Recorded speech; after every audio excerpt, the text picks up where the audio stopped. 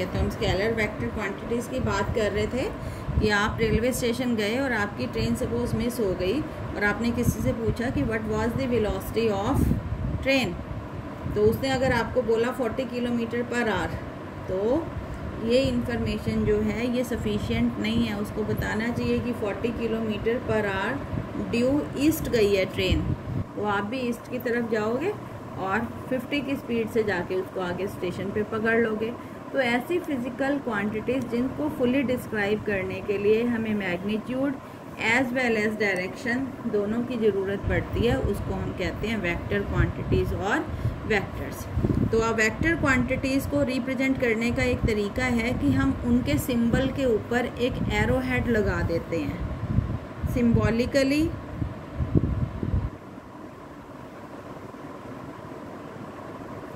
The vector nature of a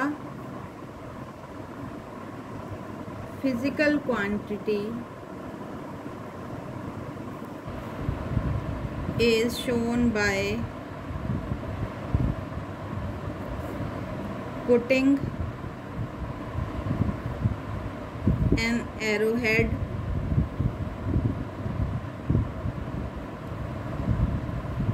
over the symbol of that physical quantity। ठीक है, तो एक बार फिर रिवाइज कर लेते हैं कि दो तरीके की फिजिकल क्वांटिटीज़ होती हैं फिजिक्स में। एक होती हैं स्केलर क्वांटिटीज़ और स्केलर्स, ऐसी फिजिकल क्वांटिटीज़ जिनका सिर्फ मैग्नीट्यूड होता है, डायरेक्शन की ज़रूरत नहीं होती है उनको डिस्क्राइब करने के लिए, इनको हम कहते हैं स्केलर क्वांटिटीज़। ठीक है, और दूसरी होती हैं वेक्टर क्वांटिटीज़। तो ऐसी फिजिकल क्वांटिटीज़ जिनको डिस्क्राइब करने के लिए हमें मैग्नीट्यूड और डायरेक्शन दोनों की ज़रूरत पड़ती है, उनको हम कहते हैं वेक्टर क्वांटिटीज़। ठीक, और ये मैंने आपको बताया कि जैसे वेलोसिटी है, तो वेलोसिटी को हमें डिस्क्राइब करने के लिए हमें साथ में डायरेक्शन भी बतानी पड़ी, इसलिए क्या है वेक्टर। तो अब कोई क्वांटिटी वेक्टर है या स्केलर है कैसे पता चलता है? सपोज़ ये आपका एरिया है, एक्सीलरेशन है, ये आपका वर्क डन है, ये आपकी पावर है, ये आपका फोर्स है। तो इसमें से वेक्टर क्वांटिटीज़ कैसे पता लगाओगे कि कौन कौन सी वेक्टर है? तो वो फिज़िकल क्वांटिटीज़ जिनके सिंबल के ऊपर एरो लगा होता है। ठीक है, तो ये जो एरो लगी हुई क्वांटिटीज़ हैं ये कैसी हैं? वेक्टर। तो अगर एरो हेड है सिंबल के ऊपर तो इट रिप्रेजेंट्स कि जो नेचर है क्वांटिटी का वो कैसा नेचर है, वो वेक्टर नेचर है। ठीक है, और वैसे किसी वेक्टर को हम रिप्रेजेंट करते हैं स्ट्रेट लाइन के द्वारा हैविंग एन एरो। तो a vector is represented by a straight line with an arrow, for example अब ये जो लेंथ है ना लाइन की, ये रिप्रेजेंट करता है मैग्नीट्यूड और ये रिप्रेजेंट एरो रिप्रेजेंट करता है डायरेक्शन। ठीक है, फॉर एग्जाम्पल बेटे आपको वेक्टर बनाने हैं। अच्छा, सबसे पहले तो आप ये देखो डायरेक्शंस का क्या हिसाब किताब रहता है। डायरेक्शन तो पता होगी सब बच्चों को, ये होती है आपकी ईस्ट, ये होती है आपकी वेस्ट, ऊपर नॉर्थ और नीचे साउथ, है ना। मैप को याद रखना, मैप में ऐसी होती है डायरेक्शन। फॉर एग्जांपल कोई वेक्टर है आपका 4 सेंटीमीटर नॉर्थ, कौन सा वेक्टर ड्रॉ करना है आपको? 4 सेंटीमीटर नॉर्थ, मतलब एक वेक्टर जिसकी लेंथ 4 सेंटीमीटर है और दिशा कौन सी बनानी है? नॉर्थ। तो ऑब्वियसली नॉर्थ तो ऊपर की तरफ है, तो आप एक फुट्टा लोगे, फुट्टे से 4 सेंटीमीटर लंबी लाइन खींचोगे और दिशा कौन सी दोगे? North. This is 4 centimetre north. Suppose आपको बनाना है 5 सेंटीमीटर ईस्ट वेक्टर ड्रॉ करना है, 5 सेंटीमीटर ईस्ट। तो क्या करोगे? डायरेक्शन कौन सी रखनी है? हमने ईस्ट रखनी है, ये है इस तरफ, तो हम इसकी तरफ बनाएंगे और ये लाइन की लेंथ कितनी होएगी? 5 सेंटीमीटर और डायरेक्शन कौन सी देनी है, ईस्ट। तो ये जो वेक्टर है ये क्या रिप्रेजेंट कर रहा है, 5 सेंटीमीटर ईस्ट। ये जो वेक्टर है ये क्या रिप्रेजेंट कर रहा है, 4 सेंटीमीटर नॉर्थ। ठीक है, तो इस तरीके से हम वेक्टर्स को ड्रॉ करते हैं। वेक्टर्स की जो लाइन की लेंथ होती है वो मैग्नीट्यूड, अब इसमें दो पार्ट हैं, ये वेक्टर है ना, इसमें दो पार्ट हैं, ये हो गया मैग्नीट्यूड पार्ट और ये हो गया डायरेक्शन वाला पार्ट। ठीक है, तो ये आ गया आपका मैग्नीट्यूड और डायरेक्शन। ठीक है, ये वेक्टर्स हो गए आपके। अब बात करते हैं जो इम्पोर्टेंट है कि हमारे पास दो चीज़ें हैं यहाँ पर मोशन में, एक है डिस्प्लेसमेंट और एक है डिस्टेंस। ठीक है, डिस्टेंस एंड डिस्प्लेसमेंट। तो सपोज ड्यूरिंग द मोशन आप जितनी भी दूरी तय की आपने, आपका जो रास्ता है उस रास्ते की जो लंबाई है, the length of the path you covered during the motion is called distance. ठीक है, इट इज़, तो सबसे पहले what is distance, it is defined as the total path length. It is defined as the total path length traversed, जो हमने तय की है, या traveled during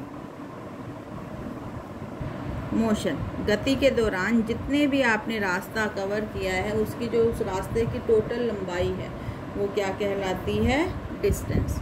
और दूसरा है आपका डिस्प्लेसमेंट।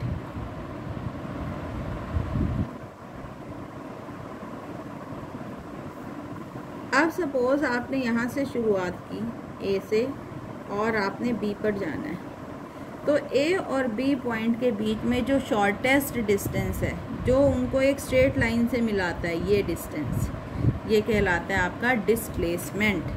तो the shortest distance, the shortest distance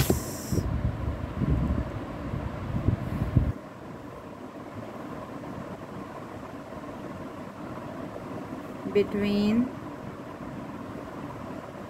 initial point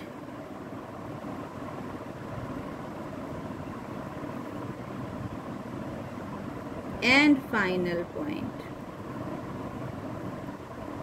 is called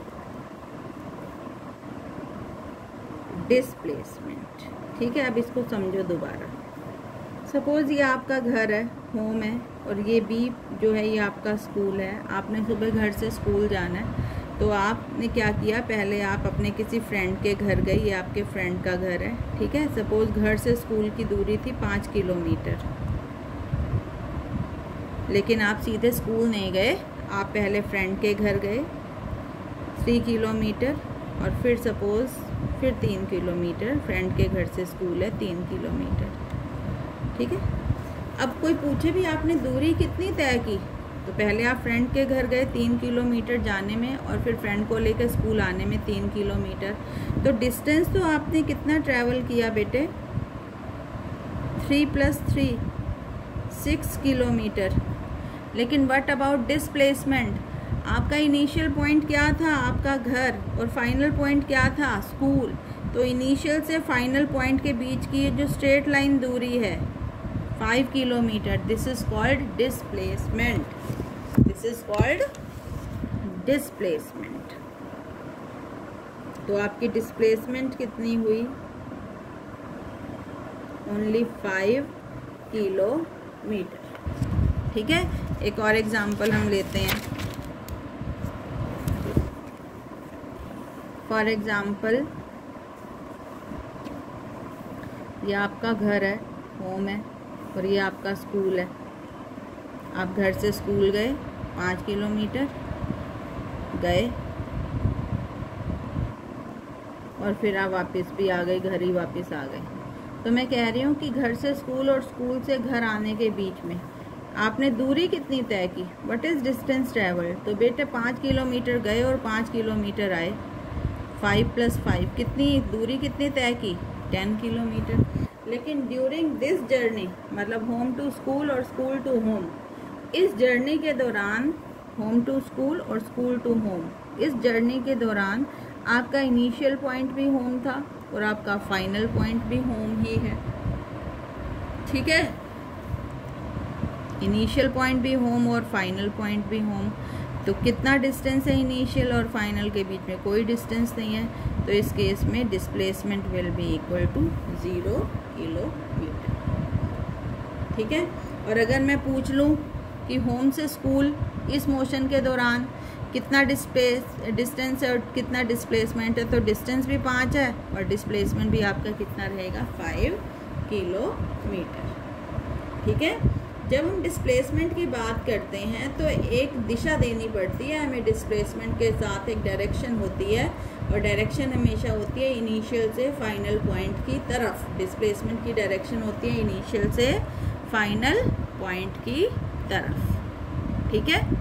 आ रही है बात समझ में? तो एक अगर हम एक डिफरेंस लिखने लग जाएं, डिस्टेंस एंड डिस्प्लेसमेंट के बीच में, इम्पॉर्टेंट है, एग्ज़ाम में भी आता है कि what is the difference between distance and displacement. तो distance it is the actual path covered by the object, है ना। एक्चुअली उसने कितना दूरी तय की है, कौन सा रास्ता तय किया है वो बताता है। और डिस्प्लेसमेंट क्या होता है? It is the shortest distance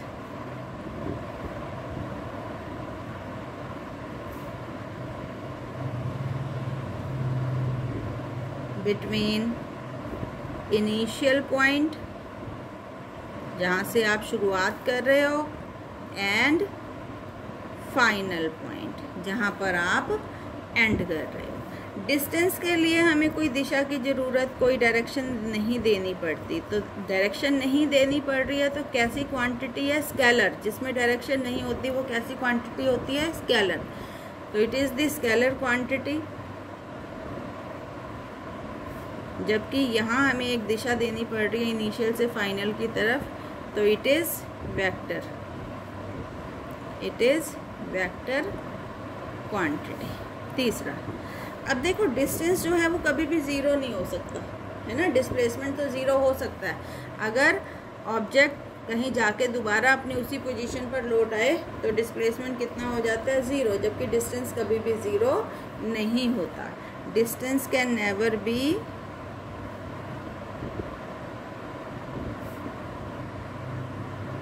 zero, जबकि डिस्प्लेसमेंट कैन बी, ये अंतर है, इनको याद करना, एग्ज़ाम में आएगा।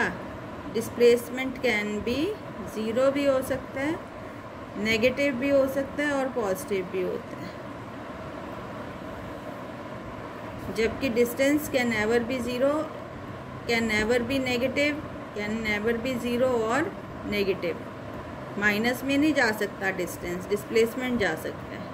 इट इज़ ऑलवेज पॉजिटिव, हमेशा प्लस रहेगा। It is always positive quantity, ठीक है। दूसरी बात ये कि डिस्टेंस जो होगा वो डिस्प्लेसमेंट के बराबर हो सकता है या उससे बड़ा हो सकता है, कभी भी डिस्प्लेसमेंट से छोटा नहीं होगा। तो डिस्टेंस कैन बी इक्वल हो सकता है, अगर सीधी रेखा पर जा रहा है कोई, जैसे यहाँ होम से स्कूल कितनी डिस्टेंस है? 5। डिस्प्लेसमेंट भी कितना है? 5। बराबर हो सकता है या फिर उससे ज़्यादा होता है। डिस्टेंस कैन बी इक्वल और ग्रेटर देन डिस्प्लेसमेंट। जबकि डिस्प्लेसमेंट हमेशा इक्वल तो हो सकता है और स्मॉलर रहेगा, और स्मॉलर देन डिस्टेंस, ठीक है। बाकी दोनों की यूनिट जो है वो मीटर होती है, ठीक है। तो ये मेन डिफरेंस है डिस्टेंस और डिस्प्लेसमेंट के बीच में। एग्ज़ाम में आएगा तो आपने ऐसे ही लिखना है। अब थोड़ा सा डिस्प्लेसमेंट और डिस्टेंस को हम और क्लियर करते हैं बेटे। ठीक है। फॉर एग्ज़ाम्पल माना ये कोई रूम है, कोई लेक्चर रूम है, और इस लेक्चर रूम की जो लंबाई है वो आप कह दो 30 मीटर है, 30 मीटर है। ठीक है, समझना इसको। एग्ज़ाम चल रहा है, ये सीट्स हैं, स्टूडेंट्स हैं। टीचर जो है वो 5 चक्कर लगाती है, गई आई, 5 राउंड्स लगाए हैं, 5 राउंड्स लगाए हैं टीचर ने, गई आई, जाने में और आने में कितना दूरी। पहले तो एक राउंड बताओ कि एक राउंड के बाद जब टीचर ने एक राउंड कंप्लीट कर लिया, गई और आई, तो डिस्टेंस कितना कवर किया after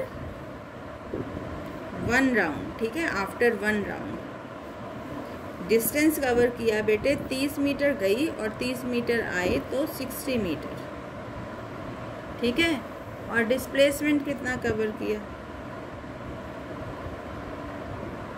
what will be the displacement, this is the initial point, और जाकर जब वापस आ गए और यही है फाइनल पॉइंट, तो डिस्प्लेसमेंट कितना हुआ, 0। आफ्टर 3 राउंड्स की अगर मैं बात करूं कि माना 3 राउंड्स लिए, आफ्टर 3 राउंड्स,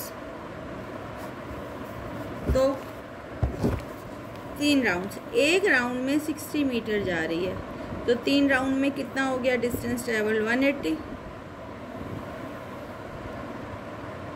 और डिस्प्लेसमेंट कितने हैं 3 राउंड्स के बाद भी, डिस्प्लेसमेंट इज स्टिल 0, क्योंकि यहीं पर वो अपने फाइनल पॉइंट और इनिशियल पॉइंट कोइंसाइड कर रहे हैं। तो जब इनिशियल और फाइनल पॉइंट एक ही होते हैं तो डिस्प्लेसमेंट कितना होती है, 0। ठीक है, और देख लो इसके एग्जाम्पल, इम्पॉर्टेंट है, ये कंसेप्ट समझ में आना चाहिए आपको। फॉर एग्जाम्पल,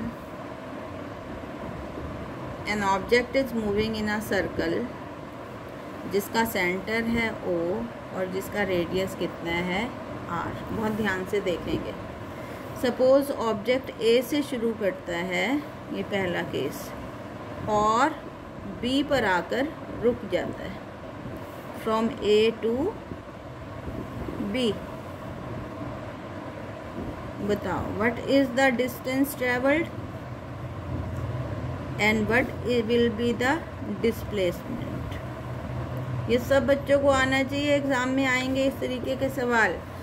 अब डिस्टेंस देखो बेटे, आधा सर्कल चला ये, अब पूरा सर्कल चलने में कितनी दूरी तय करता है, ये 2πr। अगर ये चक्कर पूरा मार लेता तो ये जो दूरी है ये किसके बराबर होगी, जितनी इस सर्कल की लंबाई है, जितनी इस गोले की लंबाई है। और गोले की लंबाई का क्या फार्मूला होता है, 2πr। लेकिन इसने तो सिर्फ कितना चक्कर चला है, आधा, तो 2πr का आधा कितना रहेगा, πr। तो distance travelled will be πr। And what about displacement, ये है बेटे इनिशियल पोजीशन और ये है final position.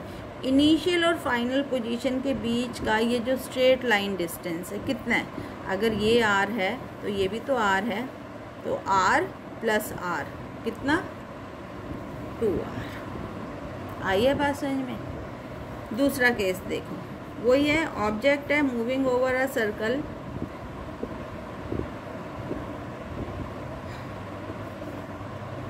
Of radius r। Suppose it starts from A से शुरू किया और चक्कर मार के दोबारा ही ए पर आ गया, A to A. What will be the distance and what will be the displacement. A to A distance बताओ, अभी ऊपर बताया था, एक चक्कर पूरा करने में कितनी लंबाई, कितना पाथ कवर किया, जितनी सर्कल की लंबाई है। और डिस्प्लेसमेंट कितना हुआ, ए से शुरू हुआ था और ए पर ही ख़त्म हुआ है, तो डिस्प्लेसमेंट विल बी 0। आ रही है बात समझ में। तीसरा देखो,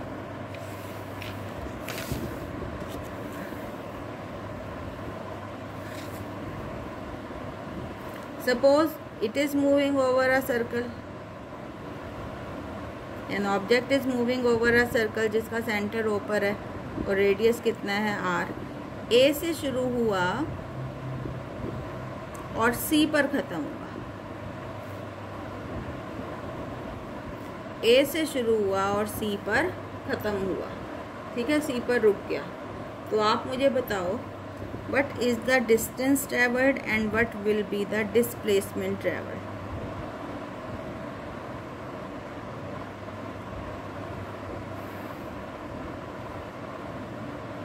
बोलो।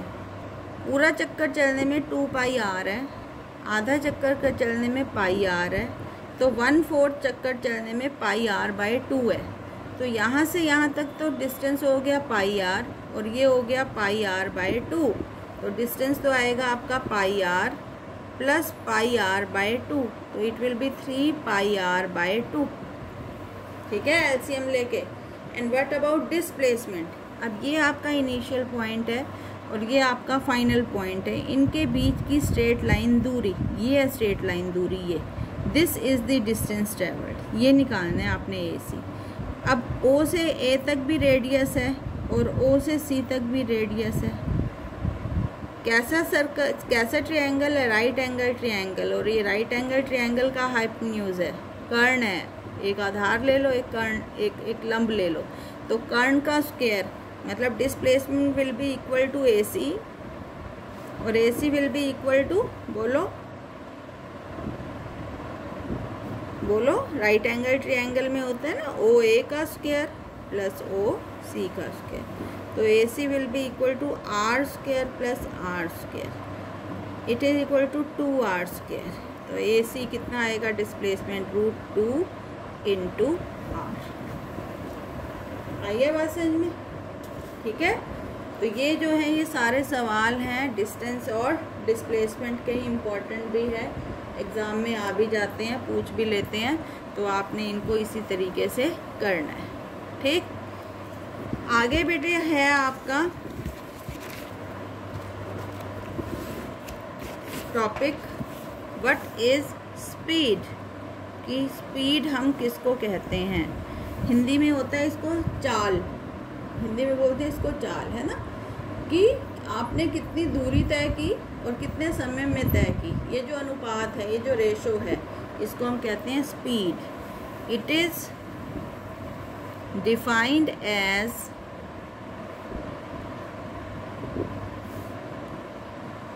द रेशो ऑफ, रेशो का मतलब होता है अनुपात, ratio of distance travelled to the time taken, कि समय कितना लिया और दूरी आपने कितनी तय की। Let S be the distance, S से, डिस्टेंस को हम एस से डिनोट करते हैं, ठीक है। लेट S be the distance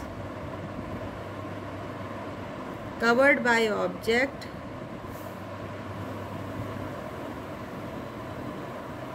in time t, T time में एस दूरी तय की है किसी पिंड ने, किसी ऑब्जेक्ट, ऑब्जेक्ट मतलब पिंड, देन इट्स स्पीड, स्पीड का फार्मूला है डिस्टेंस ट्रेवल्ड, दूरी आपने कितनी तय की बटे इस दूरी को तय करने में आपको कितना टाइम लगा, ठीक है। Speed is equal to distance travelled upon time taken, आ रही बात समझ में। और स्पीड को डिनोट करते हैं हम वी लेटर से, ठीक है, तो V is equal to S बटे टी। अब यूनिट मात्रक बताओ क्या आएंगे, स्पीड के मात्रक ऊपर है बेटे, ऊपर क्या है डिस्टेंस, डिस्टेंस नापने के लिए हम किसका इस्तेमाल करते हैं, मीटर का, बटे टाइम नीचे है, टाइम नापने के लिए किसका इस्तेमाल करते हैं, सेकंड का, तो मीटर प्रति सेकंड। तो the S I unit of speed is metre per second, और इसको लिखने का क्या तरीका होता है, मीटर पर सेकंड। डायमेंशंस क्या होंगे, अगर डायमेंशंस की बात करें तो अब डायमेंशन में स्पेशल सिंबल यूज़ होता है, डिस्टेंस के लिए यूज़ होता है L और टाइम के लिए यूज़ होता है T, तो L/T। तो L/T मतलब LT - 1 या फिर M0, M नहीं है ना, M को 0 कर दो, M0 LT - 1। ठीक है। अब स्पीड बेटे दो तरीके की होती है, एक होती है यूनिफॉर्म स्पीड और दूसरी होती है वेरिएबल स्पीड। ठीक है। यूनिफॉर्म स्पीड, अगर कोई ऑब्जेक्ट समान समय में समान दूरी तय करता है, ठीक है, इक्वल टाइम में इक्वल डिस्टेंसेस कवर करता है, तो उसकी स्पीड कहलाती है uniform. If an object covers equal distances in equal intervals of time, it is said to be moving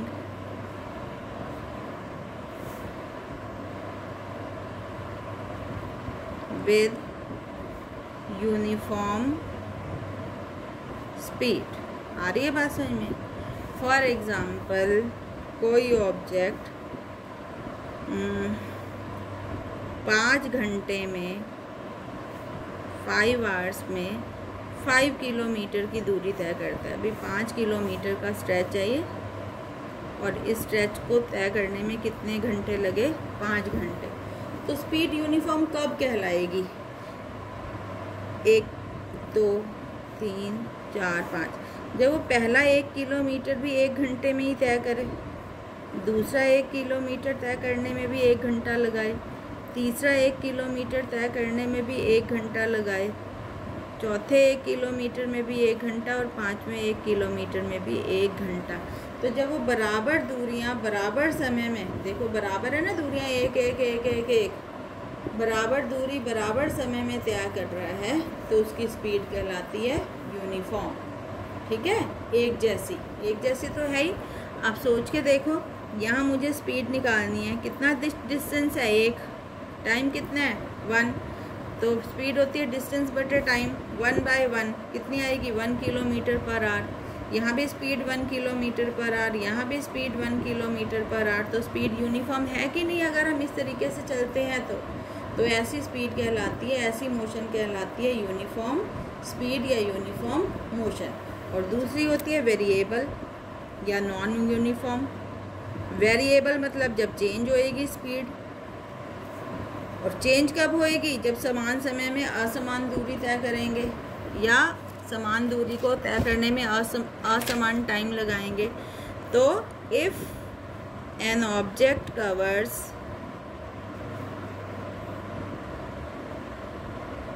equal distances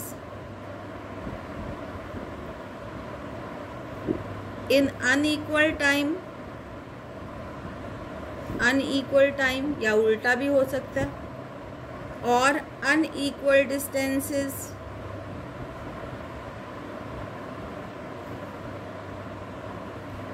in equal intervals of time,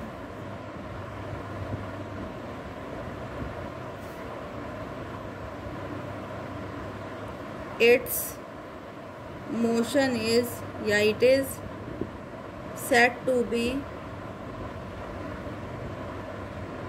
moving with variable speed. It is said to be moving with variable speed. कैसे? देखो उदाहरण वही है। Suppose 5 kilometre तय करना है 5 घंटे में, लेकिन अब हमने क्या किया कि पहले ये 5 किलोमीटर है, कि पहला 1 किलोमीटर तो हमने 15 मिनट में तय कर लिया, फिर हमने स्पीड बढ़ा दी। अगला मतलब पहले स्पीड बढ़ी थी, फिर हमने कम कर दी। अगला 1 किलोमीटर तय करने में हमने 2 घंटे लगा दिए, फिर उससे अगले 1 किलोमीटर को तय करने में हमने 1.5 घंटा लिया। Like this. कितने हो गए? 1.5 और 2 2.5। फिर अगले वाला जो 1 किलोमीटर है, फिर हमने 15 मिनट में तय कर लिया।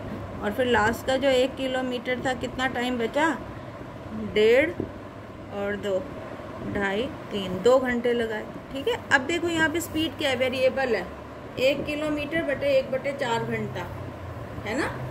यहाँ भी स्पीड अलग है, यहाँ अलग है। ऑब्वियसली सोच के देखो भी, 1 किलोमीटर आपने 15 मिनट में तय करना है तो मोटरसाइकिल तेज चलानी पड़ेगी। फिर 1 किलोमीटर 2 घंटे में तय किया है तो आपकी स्पीड बहुत कम हो जाएगी, है ना। फिर आपने अगला भी 1 किलोमीटर 1.5 में किया है, यहाँ से तो थोड़ी बढ़ जाएगी, पर है तो वेरिएबल ना। तो जब मोशन इस तरीके की होती है उसको हम कहते हैं वेरिएबल स्पीड। क्या कहते हैं, वेरिएबल स्पीड। ठीक है, और जब आप वेरिएबल स्पीड से मूव करते हो तो हम एक एवरेज स्पीड भी ले लेते हैं, एवरेज। अगर आप मूव कर रहे हो वेरिएबल स्पीड से और कोई पूछे भी एवरेज कितना रहा आपका, तो क्या करोगे, टोटल डिस्टेंस जो आपने तय किया अपॉन टोटल टाइम से अगर हम उसे डिवाइड कर दें तो आपकी एवरेज स्पीड आ जाती है। तो it is defined as the ratio of total distance travelled